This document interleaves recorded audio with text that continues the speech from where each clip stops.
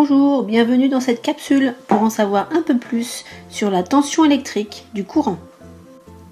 Au même titre que l'analogie que l'on peut faire entre le débit d'eau de cette chute d'eau et l'intensité du courant électrique, on peut en faire de même en constatant la différence de hauteur entre le haut et le bas de cette chute d'eau et la différence d'état électrique entre la borne plus et la borne moins de cette batterie.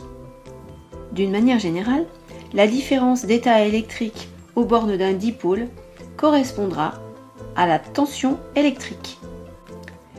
La tension électrique est donc une grandeur physique notée grand U.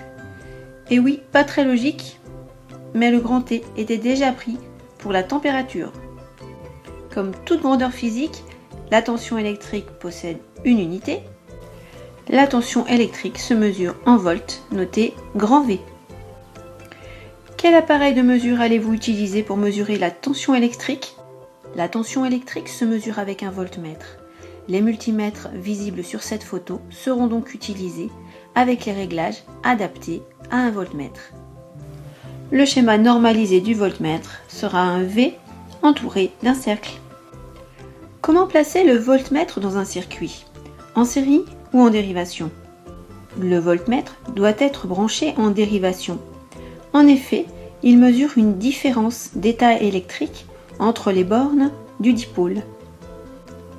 Ici, la tension électrique mesurée par le voltmètre aux bornes de la lampe est de 3,78 volts. On écrit donc grand U égale 3,78 grand V. Et voilà tout ce qu'il faut savoir sur la tension électrique avant de passer à l'action. Alors pour utiliser le multimètre en voltmètre, il faudra vous référer à une autre capsule.